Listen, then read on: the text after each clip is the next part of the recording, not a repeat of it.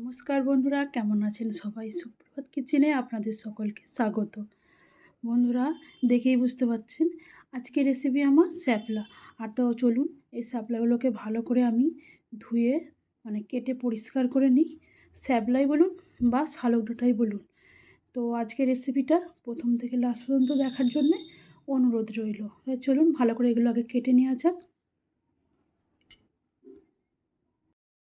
তো দেখুন বন্ধুরা, শ্যাপলাগুলোকে আমি ভালো করে কেটে ধুয়ে পরিষ্কার করে নিয়েছি। তো মশলাও সব রেডি করে নিয়েছি। তাহলে চলুন রান্নাটা শুরু করা যাক। তো দেখুন বন্ধুরা, এখানে আমি কড়াই বসিয়ে দিচ্ছি। কড়াইতে দিয়ে দেবো কিছুটা সর্ষের তেল, ফোড়নে দিয়ে দেবো কিছুটা জিরে, আর দিয়ে দেবো গোটা কয়েক রসুন। এরপরে দিয়ে দেবো দুটো মিডিয়াম সাইজের পেঁয়াজ, এরপরে দেবো গোটা কত গোলমরিচ দিয়ে ভালো করে এটাকে আমি ভেজে নেবো একটু। দিয়ে দেবো দুটো কাঁচা লঙ্কা। এরপরে দিয়ে দেবো ধুয়ে বেছে রাখা কিছুটা চিংড়ি মাছ। চিংড়ি মাছগুলো এর সাথেই আমি ভেজে নেব।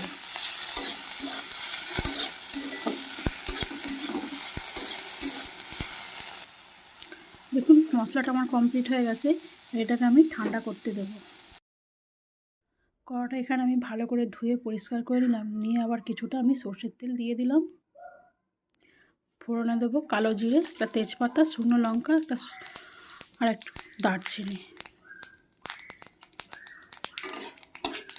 ফোড়নটা কিছুক্ষণ ভাজা হয়ে গেলে বন্ধুরা, রান্নাটা কিন্তু খুব সহজ আর খেতে কিন্তু দুর্দান্ত। কম সময়ের মধ্যেই হয়ে যায়, আপনারা দেখতেই পাচ্ছেন। এবার ফোড়নটা ভাজা হয়ে গেছে। এবার আমি সেই শ্যাপলাগুলোকে দিয়ে দেবো। শ্যাপলাগুলো কিন্তু এত থাকবে না, ভাজতে ভাজতে কমে যাবে, কারণ এগুলো খুবই নরম। এরকম মশলাটা ঠান্ডা হয়ে গেছে মোটামুটি। এবার এটাকে আমি পেস্ট বানিয়ে নেব।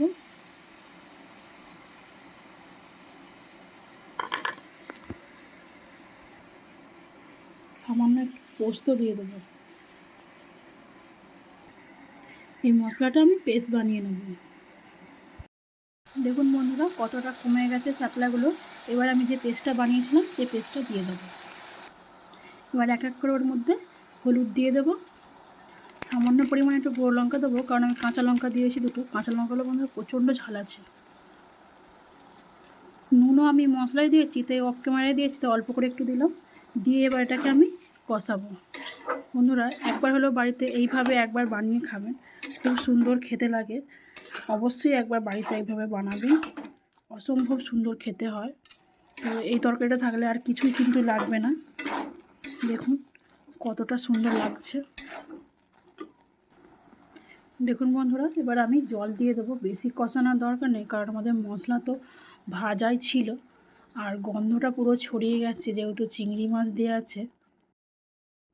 একবার হলেও বর্ষার মৌসুমে এই শ্যাপলা একবার হলেও রান্না করে খেয়ে দেখবেন। আর টেস্টের ব্যালেন্সের জন্য একটু চিনি দিয়ে দিলাম।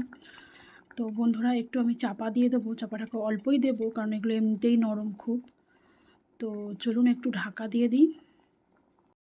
তো দেখুন বন্ধুরা, আমার শ্যাপলা রান্নাটা আমার কমপ্লিট হয়ে গেছে। এবার আমি এখানে দুটো কাঁচা লঙ্কা দিয়ে দেবো। যার যেরকম ঝাল সেরকম খাবে। এবার বন্ধুরা, রান্নাটা কিন্তু দুর্দান্ত হয়েছে। আজকে দুপুরের খাওয়াটা কিন্তু জমে যাবে। দেখুন চারিদিক থেকে তেল ছেড়ে দিয়েছে। আমার রান্নাটা কমপ্লিট হয়ে গেছে। আমি এবার এটা নামিয়ে নেব। এতটাই সুন্দর হয়েছে আপনাদেরকে বলে বোঝাতে পারবো না, কারণ আমার একটু চেখে নাহলে নুন দিতে ভালো লাগে না, আমি দিতে পারি না। তো চেখে দেখলাম এতটা সুন্দর হয়েছে কি বলবো আপনাদেরকে। তো আমি এটা তরকারিটা সবজিটা নামিয়ে নেব। বন্ধুরা, আমার এই শ্যাপলা রান্নার রেসিপিটা যদি ভালো লাগে আমার চ্যানেলটাকে সাবস্ক্রাইব করবেন, লাইক করবেন, কমেন্টস করবেন, শেয়ার করবেন বন্ধুদের সাথে। আর বন্ধুরা, যারা আমার চ্যানেল নতুন দেখছে তারা আমার চ্যানেলটা সাবস্ক্রাইব করবেন, তাহলে পরবর্তী ভিডিওগুলো দেখতে পাবেন। বন্ধুরা, একবার হলেও বাড়িতে একবার হলেও এই বর্ষা থাকতে থাকতে, শালক ফুল থাকতে থাকতে, শালক ডাঁটা থাকতে থাকতে একবার হলেও এই রেসিপিটা করে খাবেন। কমেন্টে বলবেন খুব সুন্দর খেতে। কি বলবো, না করে খেলে বুঝতে পারবেন না, শুধু বলাতে বুঝবেন না। তো চলুন, তো ভিডিওটা আমি এখানেই শেষ করছি। ধন্যবাদ।